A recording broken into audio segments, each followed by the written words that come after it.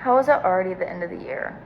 I don't understand. I really don't. So many things happened, but it felt so short. I don't know. But I did read some books, which we're gonna talk about. So counting the ones that I am still finishing, I've read 44 books.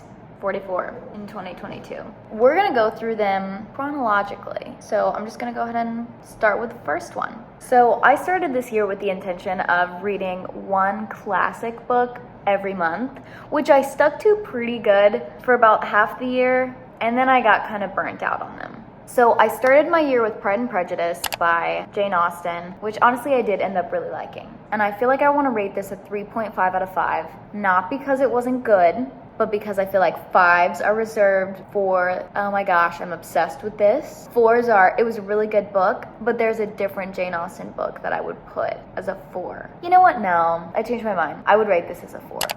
Yeah, locking in my answer. Ooh, okay, next I read Crescent City, the first one. That was this year. Oh my gosh, that feels like forever ago. Okay, so I read the first Crescent City book. I feel like I'm gonna get a little hate for this one, but I loved it. I loved the Crescent City books. I've realized now that I kind of have a difficult time retaining her writing. Something about the Crescent City series hit that craving for some type of dystopian novel. It just hit me different. A lot of people didn't like it and said that it was slow, which I will say the second book was definitely much slower paced. Felt a little more laggy, but like, I don't know, it just gave me what I needed. So I would rate that one a 4.5 out of 5. Okay, 3, I read Song of Achilles. This was so sweet, and of course it's sad, but this one just like made my heart happy. You know what I mean? Like I was just like, oh. If you don't know anything about it, it's a Greek mythology retelling about Achilles and Patroclus. I don't know. I had trouble with that. I don't think I'll ever not have trouble saying his name. But it was just so sweet and just really enjoyed reading it. I don't know. I feel a fondness when I remember reading it. So that one, honestly, I think I would rate a 4 out of 5. Okay, then I read The Picture of Dorian Gray. I actually did really like this classic also. I'd seen a lot of people talking about it and it had been on my list for a while. So basically the premise is this guy is really vain. He doesn't ever want to age. So he gets somebody to try and capture his beauty in a painting. And if you don't know what happened, I'm not gonna spoil it, but there's a lot of good commentary about like vanity as a priority in your life, I guess. 4 out of 5 again. We're starting the year off really strong, honestly. Okay, then I read The Collector. This book, all the trigger warnings, all of them. It was honestly like pretty terrifying, but I think what made it terrifying wasn't actually the things that were happening in the book, because it was really just like a lot of neglect instead of direct physical abuse. Basically, it's a horror book. It's really small. This girl is abducted, and it is from, I'm pretty sure, dually his point of view and her point of view. But it's just a really, really interesting look at the kidnapper's point of view and how he was kind of looking at everything, like convincing himself that he was just doing this in admiration, convincing himself like, oh, well, I'll force her to hang out with me because when she gets to know me, of course she will like me, you know? But it was really an interesting read. Really heavy though at the same time. Oh, I didn't rate it. I feel like it's weird to rate stuff like that because it's awful, but the writing was interesting. Honestly, that one stuck with me for a while just because it was so eerie. I'm gonna say 4, maybe 3.75.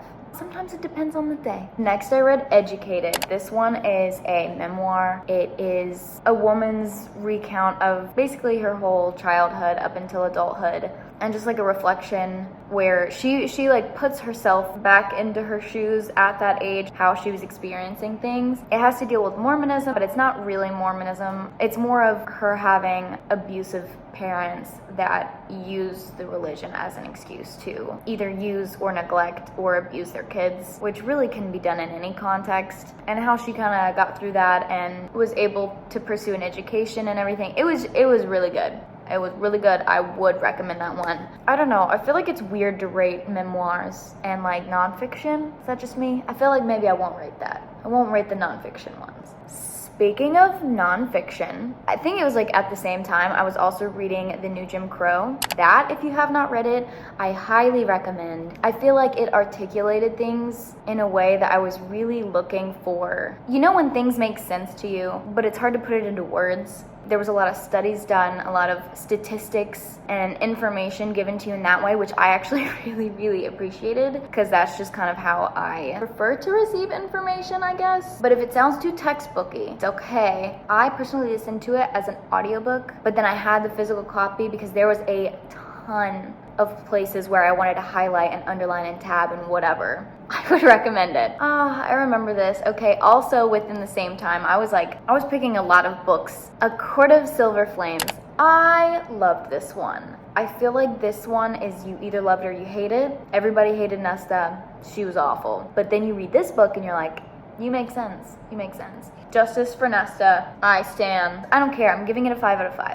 Okay, next I read Verity by Colleen Hoover. This one I have mixed feelings about. People rave about this one. I have come to find out I'm not a Colleen Hoover girly. However, this is the first one of her books that I did read, and it is the one that I've liked the most so far. I don't know. I think that I would give it a 3.5 at the most out of 5, just because I remember getting to the end and being kind of disappointed in the reveals. Not the reveal at the very end with the letters and everything. The wife, just like how everything was handled. I just felt like it was a relatively easy conversation that just could have been had and wasn't, and then it drastically escalated. So it gave me like the creepy, eerie type of vibes that I was looking for in a thriller. I don't know, whatever. 3.5. I'm team letter because I feel like it makes it creepier, and I like that.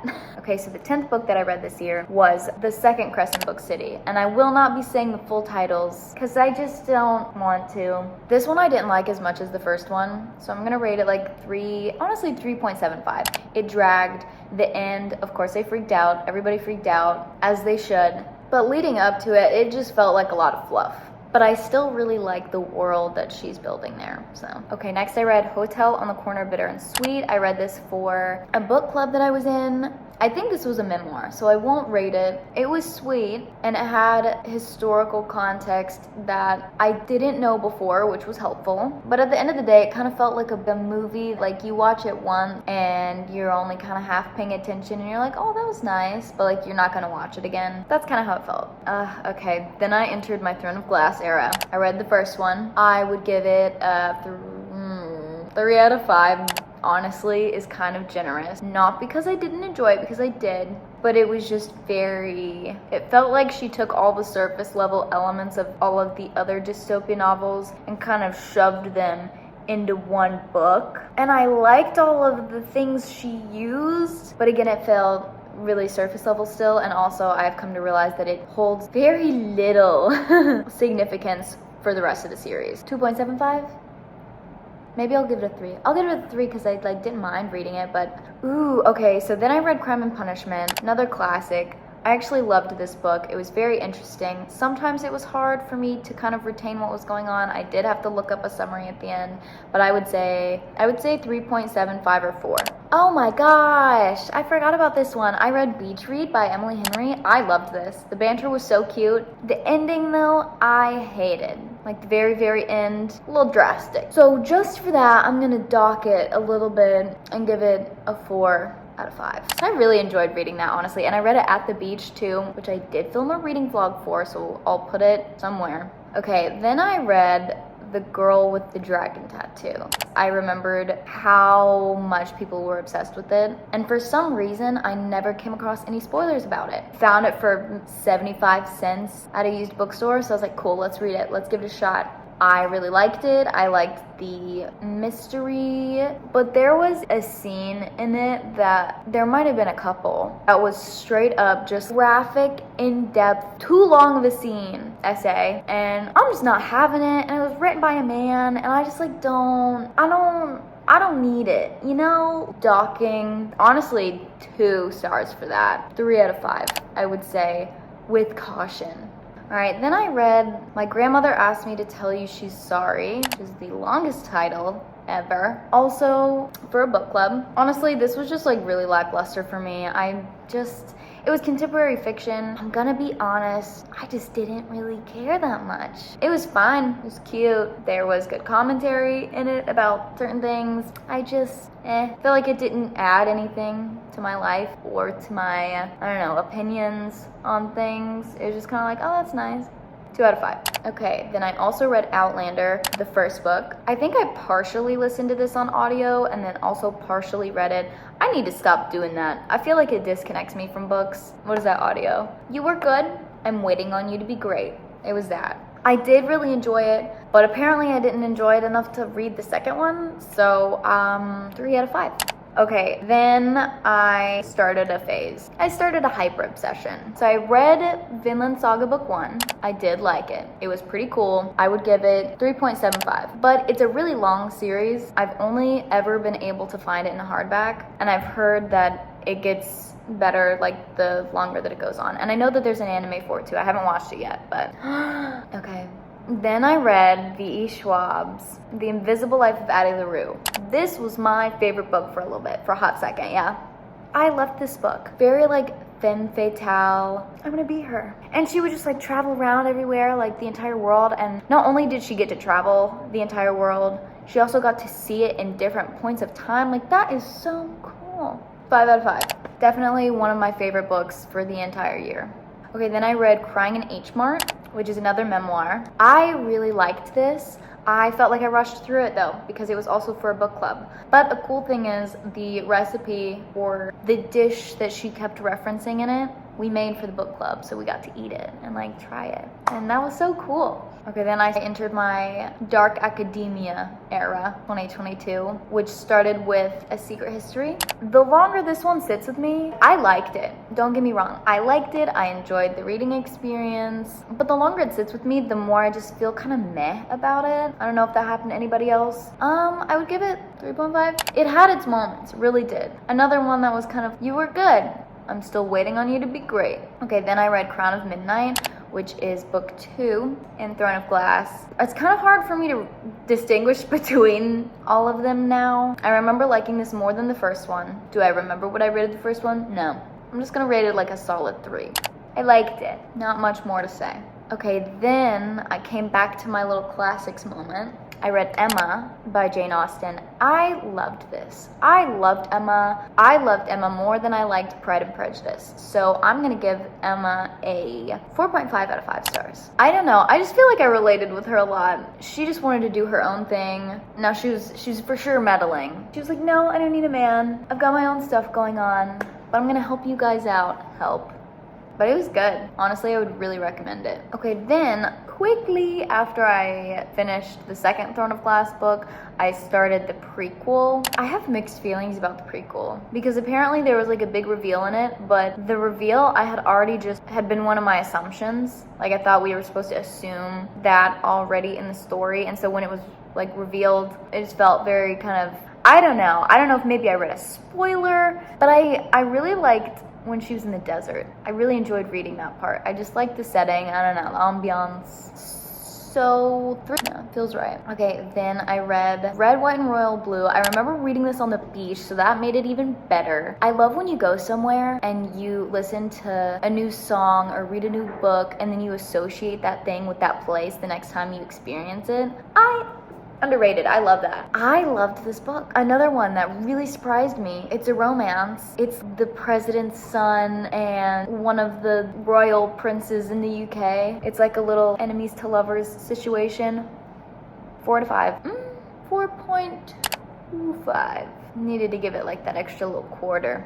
Then I read Jane Eyre. I really liked this one at the beginning, but looking back on it now, it feels a little more lackluster than I felt at the time of reading it, I think. I want to read more books from her, but I'm gonna give it 3.5. It was kind of reminding me a little bit of Annie. I couldn't really tell you why. Okay, then I read Vinland Saga 2, 3.75. Honestly, solid. I have high hopes for the third one though, and it's literally for no other reason besides I think that's one of the prettiest covers Then I read Heir of Fire, third book in Throne of Glass series. That one has been my favorite so far. It's like they get better every book that happens. This one I also partially read on audiobook, so I feel like it kind of took away from me being fully connected with the story, but I did really like it. I had to reread a lot of it, like kind of a lot, yeah. But again, it's like my favorite of the series so far. I'm gonna give it a 4 out of 5. Then I read Love and Gelato. Honestly, I should have DNF'd this one. I didn't. I know it's not exactly meant for my age range, but the cover just looked so cute and I was excited about it and I heard good things. I would say like 1.5 stars. Sorry. I did a vlog where I read only romance books for a week. So I also read It Ends With Us. Another book that made me so angry. I mean, 1 star, 1.5, maybe, I don't know, maybe 1. I just feel like I feel like both of the relationships in this book were so extremely toxic in their own ways. And I feel like it was encouraging both of them. So I don't really want to read It Starts With Us. I don't know, I just felt like when she was writing it, she felt like her words were a lot deeper than they felt. It did not resonate with me, I guess. Okay, another one of my favorites for the year. I read Uzumaki by Junji Ito. I loved this. 5 out of 5. So I wanted all spookiness for the fall, so I picked this up. I heard if you're gonna read a horror manga, you have to read Junji Ito, which, correct. I would say that, yes. It just, everything connected, and it was eerie, and it was weird, and I don't know, I just loved everything about it. Then I read Ninth House, which is another good dark academia book. I liked this one more than The Secret History, but less than Atlas 6. That's kind of where it's falling on the dark academia scale for me right now. I think I just expected this one to be more on the horror side than it was, because it was literally in the horror section at Barnes & Noble. So I'm gonna give that one 3.75 out of 5. So, okay, so these books I definitely read in the fall. Then I read Dr. Jekyll and Mr. Hyde. I audiobooked this one. I was kind of disappointed, to be honest. 3 out of 5. I don't know, it was fine. It's also so iconic, so of course you know, like, the entire storyline, really. Not that I knew the details of it, but it was just kind of to put me in the mood for the fall, which it did. Okay, then I started Tomie, which I didn't finish until like 3 days ago. I would rate Tomie like 4 out of 5. Another Junji Ito book, so good. Still liked Uzumaki better. All right, then I started the Zodiac Academy, because my friend Carly loves them and I love her, so I will read them. This is another one where I've heard a lot of the first one is fine, takes a lot of inspiration from other places and then does its own thing. I'm gonna rate it a 2, not because I hated it. It's not like super deep writing by any means. 2 out of 5, but little asterisks, not to say I didn't like it though. I don't even know what genre to put this one in, but I loved it. It's my new favorite book. Of course, one of my top ones of the year, Bunny. We knew this was coming. You guys know that I'm obsessed with this book. Is it horror? Is it realistic fiction that needs to be interpreted? Is it dark academia? Like, what is it? Is it thriller? I don't know. And I love that. I cannot say more about this book, which this is another one that I made a reading vlog about. So if you want to see all of my theories and what's going on moments, that's the whole book basically. So I will also link that one. Then I moved on to Zodiac Academy book 2. Read it pretty fast. It does move on to do its own thing. Honestly, I would give it maybe like a 2.25 out of 5 because I like that it's starting to do its own thing, but it's still the same vibes as the first one. Like, it's just a very, young is not the right word because it's very open door romance wise, but it kind of feels like, I know how to describe this, it feels like Wattpad writing. I love me a good Wattpad book. The writing good though. So this is another little asterisk. Doesn't mean I didn't like it though. Okay, the next book, Queen of Shadows. How much of this have I read? Because I wrote that down a while ago. These are intimidating me now. But guys, I'm gonna read it. I'm gonna read it. However, I'm gonna make a prediction. This one's an honorable mention in here. I'm going to predict this one being at least a 3.75, if not anything higher than that. I've heard that this is a lot of people's favorites. I'm also really afraid to read the next 2 because I want to read them in tandem. I want to do that whole thing. But you know, the first 6 pages, We're starting to get to the end. These are like the ones that I've read recently. Next, I read Atlas 6. The more this sits with me, the more I really like it. This has been my favorite dark academia book that I've read this year. Honestly, I'm so close to giving this a 5 stars. I don't know what's holding me back, so I'm gonna give it a 4.75 out of 5. It's another one of a reading vlog. But yeah, I loved this book. I'm currently reading the sequel. Speaking of, number 40 on the list, The Atlas Paradox, Atlas 6's sequel. I haven't finished it yet. I have maybe 30 pages left, I think. I think it's gonna end on a cliffhanger again. I think we're gonna have to wait for a third one. So this one, I think I would rate, you know what, I don't wanna think about it too hard. I'm gonna rate this one a 4.5. So pretty solid. Okay, I also read Pet Cemetery. This is another audiobook. I don't know. It wasn't my favorite. I love horror books. I love the dark and creepy and eerie and whatever. This one, I don't know. It just wasn't my vibe for some reason. Don't listen to it on audiobook because no matter who narrates it, it's gonna be cringy at the end, which is supposed to be the most dramatic and dark and creepy and weird scene. It was just really, really cringy on audiobook. I'm gonna be generous. 2.5 out of 5. Okay, then I read All's Well. This is by the same author that wrote Bunny. All's Well, I really liked. I didn't like it as much as Bunny, but I would give it a 3.75. It dragged a little bit, but I think that was also kind of the point because it was also kind of being meta, which I also liked. Again, don't really know what to categorize this. Was it dark academia, magical realism? I don't know. Kind of, both. But yeah, on a good day, maybe I'd rate it a 4. All right, we're nearing the end. Book 43 out of 44, Kingdom of the Feared. I am not yet to the halfway point with this one, so still working on it. Honestly, I really hate to say this. I'm gonna give this one, I mean, I haven't finished it, but I'm gonna predict that this one is somewhere close to like a 2.5, 2.75, I don't know. I was obsessed with the first book, and I feel like the first one was the best. Let's wrap it up because there's a lot of fluff, and it's good enough to where I'm gonna read it, but it hasn't lived up to the first one yet for me, so. All right, and the last one. Zodiac Academy Book 3. Got it on my Kindle. Started reading it on a trip. This one, again, kind of the same as the other two. I liked it, but I'm also very aware that the writing is not great. But I am starting to distinguish which characters I like and which characters I don't like. And I know that nearing the end of the series, it's like heartbreaking. But I feel like this book, we're finally starting to get into where the plot is actually going. Yeah, oh my gosh, that's all of them. All 44. I hope that you guys had an amazing 2022. And I hope next year is even better. I'm so excited. There's so many exciting books that I want to read. And I just... so thankful for something to look forward to. So I will see you probably pretty soon with a 2023 TBR. Yeah, I'll see you then.